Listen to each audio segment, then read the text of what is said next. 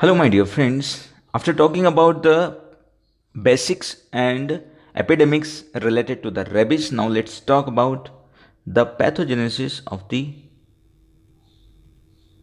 rabies.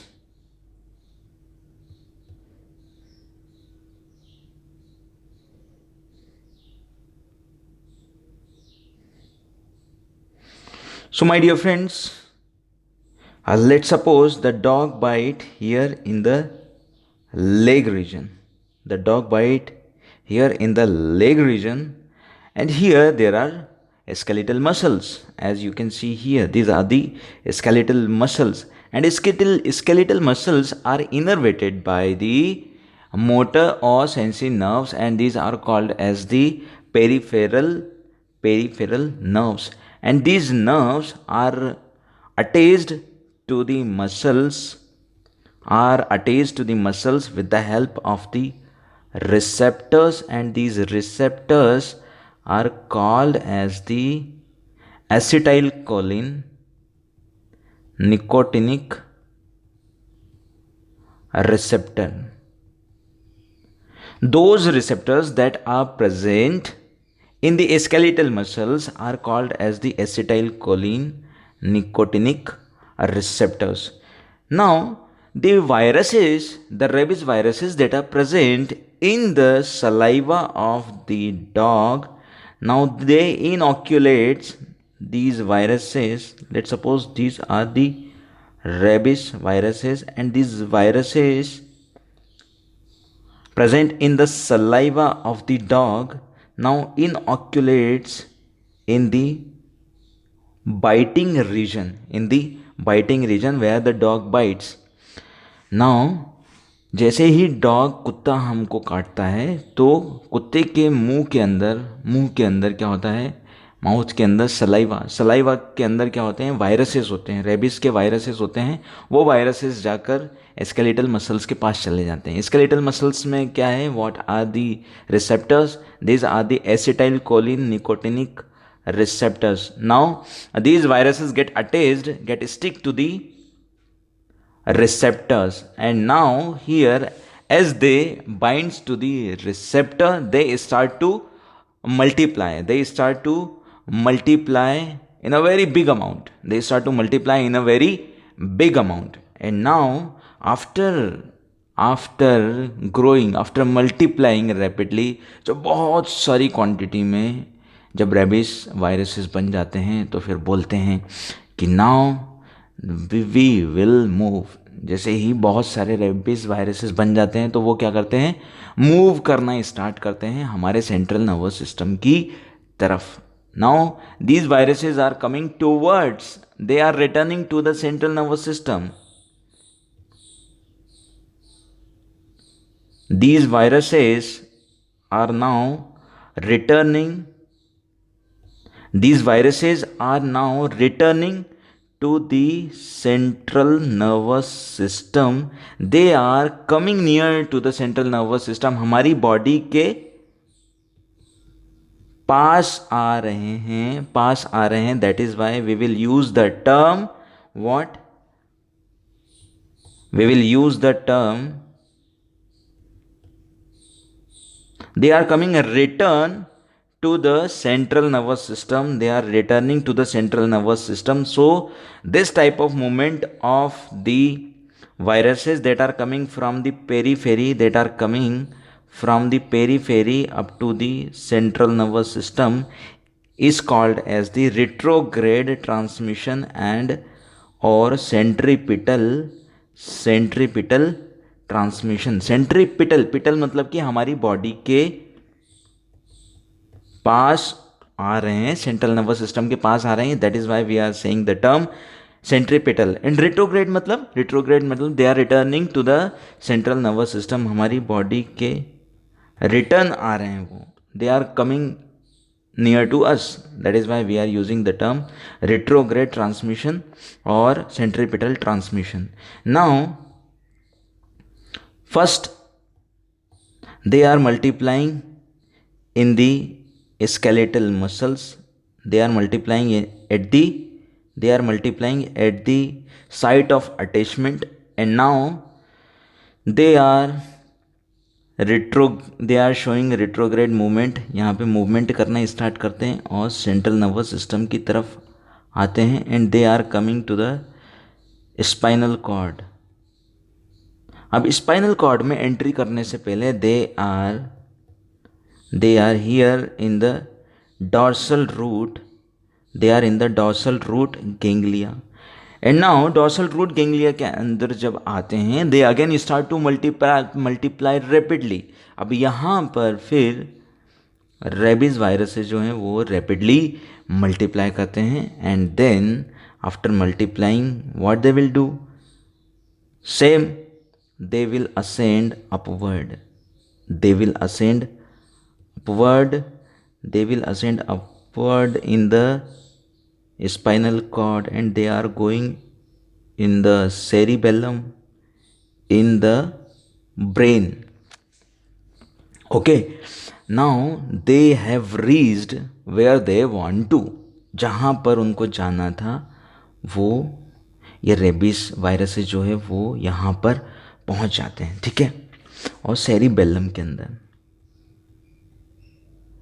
Now these viruses are reached into the brain and the cerebellum. This is the cerebellum. अब my dear friends, brain और cerebellum में आने के बाद they again start to rapidly multiply, they again start to rapidly multiply. It means at 3 sides they are rapidly multiplying. First at the site of attachment, at the site of attachment at the acetylcholine nicotinic receptor, then at the dorsal root ganglia, and then they rapidly multiply in the brain and cerebellum. And now as up to here, यहाँ तक they are coming towards the central nervous system. They are coming towards the central nervous system. Now from the central nervous system they start to go towards the peripheral organs की तरफ. Now these rabies viruses start to move. As they are moving far from the body, far from the central nervous system, so we will use the term centrifugal transmission. Now what we will use the term centrifugal. Fugal means centrifugal means far. They are going far from the central nervous system. And दूर कहाँ पे जाएंगे? Peripheral. कौन से peripheral organs में जाएंगे my dear friends? So they are going through the peripheral nerves. They are going towards the eye. They are going towards the eye mainly in the cornea. Then they go towards the salivary gland. Salivary gland is the main site where they again rapidly multiply. They again rapidly multiply in a very big amount. And now after rapidly multiplying in the salivary glands, अब salivary glands में multiply करने के बाद क्या करने वाले हैं? ये salivary glands को stimulate करेंगे and then they causes hyper salivation. What? Hyper salivation. So this is the peculiar feature of the rabies infection. This is the peculiar feature of the rabies. Okay. Now these viruses come into the head region. Head में कहाँ कहाँ पर आ चुके हैं ये? Ice के अंदर, salivary gland के अंदर, and they causes hyper salivation. उसके बाद फिर through the peripheral nerves they go towards the multiple organs. They go towards the multiple organs as you can see here my dear friends. So multiple organs, which are the main multiple organs that are involved: heart, liver, and the kidney. These are the main organs that are affected mostly. So these organs are get involved, and they suddenly, and after the lot of time, if it takes a lot of time in the involvement, then they causes organ failure. These organs undergo failure, and because of this the death occurs in the rabies. So if the virus reaches up to the brain, then अगर virus, rabies virus जो है वो brain तक अगर हमारे पहुंच गया, so this is going to cause, it is 100% fatal. अगर रेबीज वायरस जो है वो हमारे ब्रेन तक अगर पहुंच गया, सो इट इज 100% फैटल. इंसान का मरना फिक्स है. So prognosis is very bad if the virus reaches up to the brain, because brain से फिर पेरीफेरल नर्व्स के through eyes, salivary glands and various multiple organs के पास जाकर वहाँ पर इन्फेक्शन कराने के बाद उनको फेल करा देता है. बेचारे जो हमारे ऑर्गन्स हैं, वाइटल ऑर्गन्स हैं, they undergo die. So this causes the death.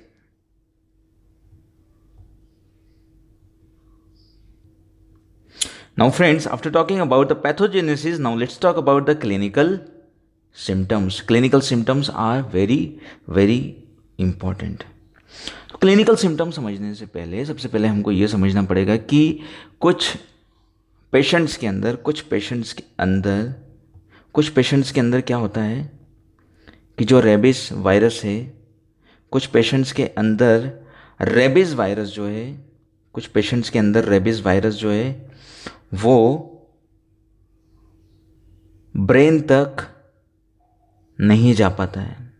कुछ पेशेंट्स के अंदर रेबीज वायरस जो है वो ब्रेन तक नहीं जा पाता है. तो ब्रेन से नीचे ही स्पाइनल कॉर्ड तक ही ये वायरस जो है वो मूव कर पाते हैं. They are not able to go up to the brain. So if they are not reaching into the brain, then they will not cause death in the individual. So what they will cause, so on the basis of this, the clinical symptoms are divided into two types. On the basis of the patient. One, if the virus reaches up to the brain, then in such cases, we will call the encephalitic rabies if the virus reaches up to the brain. And if the virus reaches up to the brain, then it is definitely causing the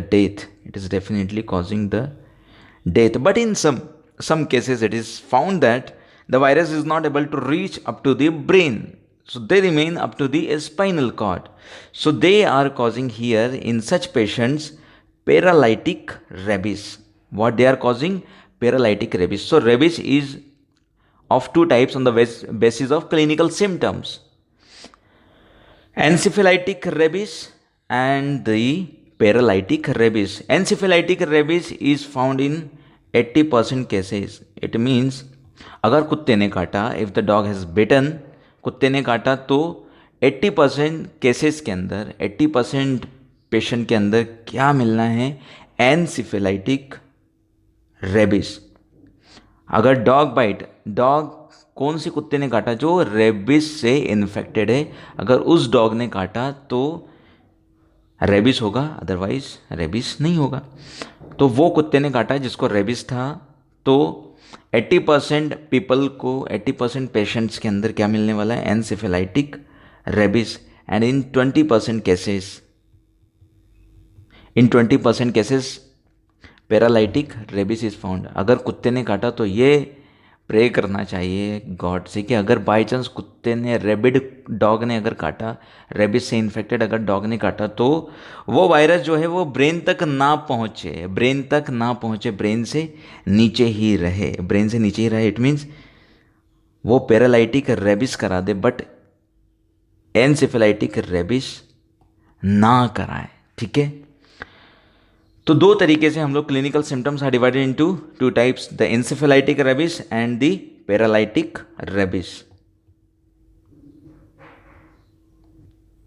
so my dear friends, if we talk about the clinical symptoms, तो clinical symptoms के अंदर सबसे पहले clinical symptoms जो आएंगे वो local symptoms आएंगे। क्या?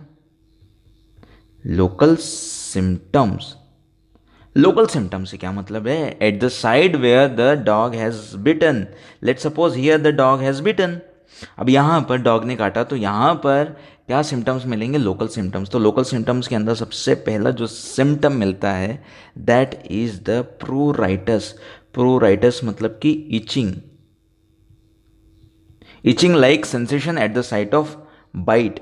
फिर उसके बाद पेन होगा। फिर पेरेस्थेसिया, पेरेस्थेसिया भी हो सकता है। पेरेस्थेसिया मतलब कि प्रिकलिंग सेंसेशन, मतलब कि पेशेंट को लगेगा कि मुझे कोई नीडल जो है वो प्रिक कर रहा है, नीडल जो है वो प्रिक कर रहा है, prickling sensation. So at the site local symptoms are P3, local symptoms are P3, pruritus, pain and paresthesia. Now coming to the specific symptoms. और क्या हो सकता है? जब वायरस जो है वो मल्टीप्लाई करता है हमारी बॉडी के अंदर, जब eight the site of bite जहाँ पर मल्टीप्लाई करेगा, और मल्टीप्लाई कहाँ पर करता है? At the site of receptor. Receptor site क्या करता है? रिसीव करता है। रिसेप्टर साइट कौन सा था? Acetyl choline nicotinic receptor. Acetyl choline nicotinic receptor site जो है वो वायरसेस को क्या करता है? रिसीव करता है, फिर वहाँ पे मल्टीप्लाई करते हैं। उसके बाद जो वायरल इन्फेक्शन की वजह से, because of the infection of any kind, the symptoms are, जो सिम्टम्स आते हैं वो कौन से आएंगे? Obviously non specific symptoms like fever, malaise, headache, nausea and vomiting. Fever तो होना ही है, मलेज उसको इरिटेबिलिटी होगी, पेशेंट को इरिटेबिलिटी, या डॉग ने काटा है तो इरिटेबिलिटी तो होना ही है, फीवर भी आना ही है, और उसके बाद हेडेक, हेडेक होना स्टार्ट हो जाता है।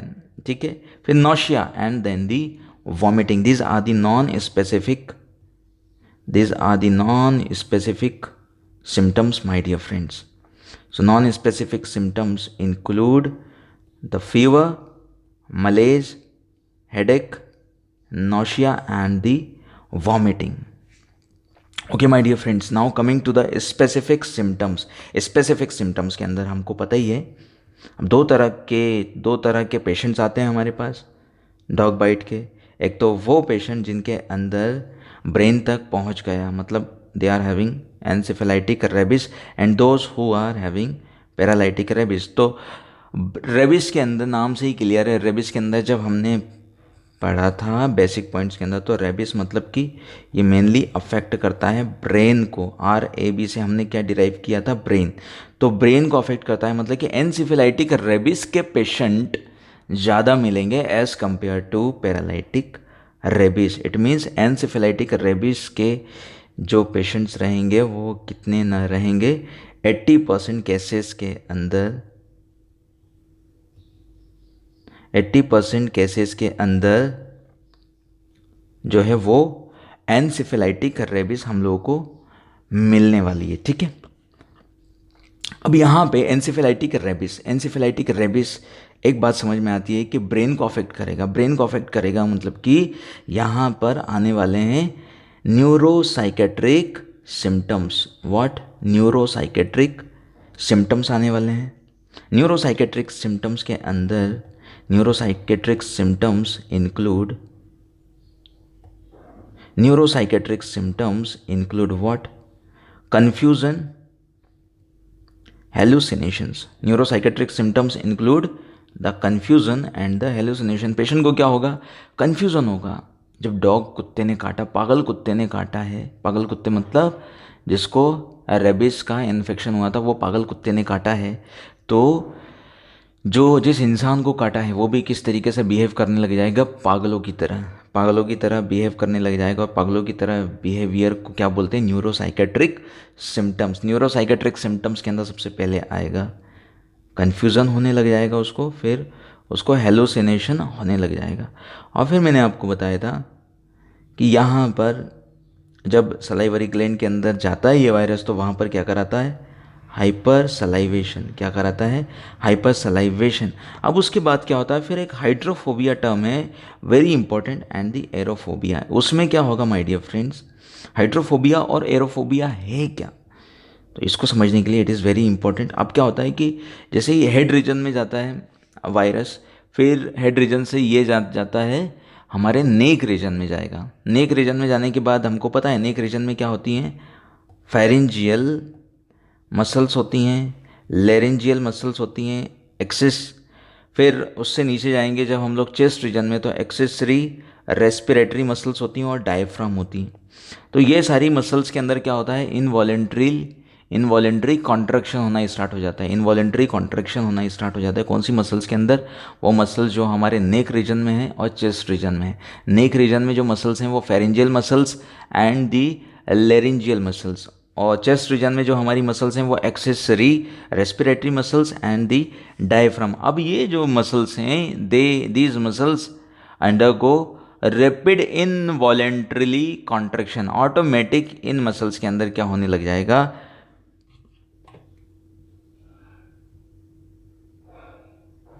इन मसल्स के अंदर क्या होने लग जाएगा, कॉन्ट्रैक्शंस। इन मसल्स के अंदर क्या होने लग जाएगा, कॉन्ट्रैक्शंस। और जब ये इंडिविजुअल वाटर इनटेक करेगा, जब ये इंडिविजुअल वाटर इनटेक करेगा तो ये मसल्स जो हैं वो और ज़्यादा कॉन्ट्रैक्ट हो जाएंगी। कौन सी, ये सारी मसल्स, ये सारी मसल्स और ज़्यादा कॉन्ट्रैक्ट होने लग जाएगी, जिसकी वजह से और ज़्यादा उसको पेन होगा नेक के अंदर। तो क्या करेगा, वो पानी नहीं पी पाएगा। तो पानी पिएगा तो उसकी वजह से और ज़्यादा ये मसल्स जो हैं वो कॉन्ट्रैक्ट करेंगी, जिसकी वजह से उसको पेन होगा। ओके, तो वो क्या करता है, this person start to avoid water, water नहीं पी पाएगा वो। तो उसको क्या बैठ जाता है कि मैं पानी पीता हूँ तो मुझे ये हो जाता है, मुझे नेक कॉन्ट्रैक्ट, नेक के अंदर जो मसल्स हैं वो कॉन्ट्रैक्ट होने लग जाती है, पेन होने लग जाता है, तो वो पानी पीना छोड़ देता है। उसको पानी से क्या लगने लग जाता है, डर। This is called as the hydrophobia. What, hydrophobia. तो हाइड्रोफोबिया क्या है, now you know very well. उसके बाद आती है एक टर्म एरोफोबिया। एरोफोबिया मतलब कि हवा से डर लगना। हवा से डर लगना मतलब क्या होगा कि अगर कोई तेजी से कोई हवा आएगी, जैसे आंधी तूफान, या तेज 5 नंबर की स्पीड से अगर फैन चलता है, या कूलर की हवा जो है वो तो डायरेक्ट बॉडी की तरफ आती है, तो कूलर की हवा जो है वो 5 नंबर पे ज़्यादा स्पीड से अगर फैन चल रहा है, तो drift of the air if comes with a speed then it causes aerophobia. उसके जब ड्रिफ्ट से एयर आती है, उसकी बॉडी को टच करती है, जब उसकी बॉडी को एयर जो है वो टच करती है, तो उसके अंदर क्या होने लग जाता है, ये जो फेरेंजियल मसल्स हैं, लेरेंजियल मसल्स हैं, एक्सेसरी मसल्स हैं, accessory muscles of the respiration and diaphragm, ये सारी मसल जो है वो इनवॉलेंट्रीली और ज़्यादा कॉन्ट्रैक्ट करना स्टार्ट कर देती है। And because of this again the person feels that I am afraiding of the air. हवा से उसको डर लगने लग जाता है। This is called as the aerophobia. अब aerophobia and hydrophobia, this two terms are very important.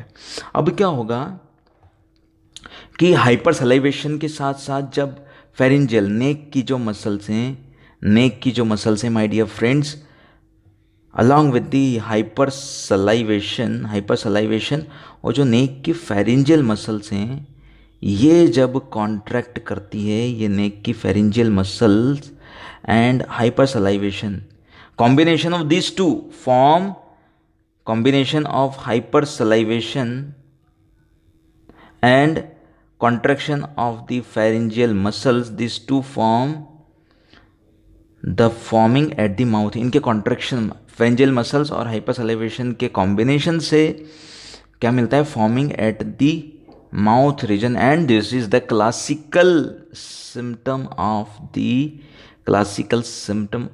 rabies disease. Classical symptom of the rabies disease. Now my dear friends, now the multiple organs are also getting involved. Multiple organs are also getting involved. Multiple organs के अंदर now you know multiple organs जो हैं वो कौन से हैं? Heart, liver, lungs and the kidney. उसके बाद फिर पर्सन के अंदर कॉमा हो जाता है, फिर डेथ. अब क्वेश्चन ये पूछा जाता है, दिस इज़ द MCQ, कि डेथ जो रेबिस के पेशेंट के अंदर होती है वो किस वजह से होती है? तो रेबिस के पेशेंट के अंदर अगर डेथ हो रही है तो वो किस वजह से होती है? Due to blockage of the airway block होने की वजह से पेशेंट के अंदर डेथ होती है. So due to blockage of the airway, अब एयरवे ब्लॉकेज क्यों हो जाता है? Because the respiratory muscles undergo paralysed. Respiratory muscles जो हैं वो undergo paralysed. Again and again जब ये मसल्स इनवॉलेंटरली कॉन्ट्रैक्ट करेंगे, accessory muscles, diaphragm, laryngeal muscles and all these pharyngeal muscles and all these muscles are contracting, तो ये क्या हो जाती है? फटीग हो जाती है. ये क्या हो जाती है? वीक हो जाती है. ये क्या हो जाती है? पैरालाइज्ड हो जाती है finally. And because of all these muscles paralysis the airway blocks. Airway क्या हो जाता है? ब्लॉक्स. रेस्पिरेटरी सिस्टम जो है वो क्या हो जाता है? ब्लॉक हो जाता है and the person dies. This is very important. This is very important my dear friends. तो रेबीज़ के पेशेंट के अंदर डेथ क्यों होगी? क्योंकि रेबीज़ के नाम में ही छुपा हुआ है. रेबीज़ के पेशेंट के अंदर डेथ होगी बिकॉज ऑफ रेस्पिरेटरी सिस्टम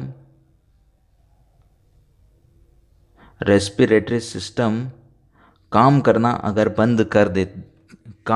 बंद कर देता है रेबीज़ के केस में. Because of this the person dies. Now coming to paralytic rabies. अब पैरालाइटिक रेबीज तो कितने % केसेस के अंदर मिलता है? 20% केसेस के अंदर मिलता है. 20% केसेस के अंदर मिलता है. अब यहाँ पर क्या होता है पैरालाइटिक रेबीज के अंदर my dear friends, what happens? Initially the local muscles undergo weak. अब नाम से ही क्लियर है, पैरालाइटिक रेबिस मतलब कि पैरालिसिस करानी है हमको मसल्स के अंदर. तो इनिशियली जो लोकल मसल्स है, जहाँ पर कुत्ते ने काटा है, डॉग ने बाइट किया है, वो मसल्स जो है वो वीक हो जाती है. Then all 4 limbs are paralysed and this is called as the quadriparesis. Now and all along with that facial weakness भी देखने को मिलती है. क्वाड्रिपैरेसिस हो जाएगा. तो क्या होता है कि ये दोनों कंडीशंस जब इस इंडिविजुअल के अंदर होगी, रेबीज़ वाले पेशेंट के अंदर होगी, तो ऐसे इंडिविजुअल को हम लोग क्या करते हैं? मिसडायग्नोस कर लेते हैं. किसकी तरह? गियां बारे सिंड्रोम की तरह. गियां बारे सिंड्रोम की तरह इसको हम लोग क्या कर लेते हैं? मिसडायग्नोज कर लेते हैं. मिसडायग्नोज्ड. गियां बारे सिंड्रोम की तरह misdiagnosed. Okay, so this is again the MCQ कि रेबीज वाले पेशेंट को हम किस और डिफरेंशियल डायग्नोसिस के अंदर क्या बना सकते हैं? गियां बारे सिंड्रोम. बिकॉज यहाँ पर पैरालाइटिक रेबिस होता है. पैरालाइटिक रेबिस के अंदर क्वाड्रिपैरेसिस होगा, फेशियल वीकनेस होगी एंड ऑल दिस थिंग्स.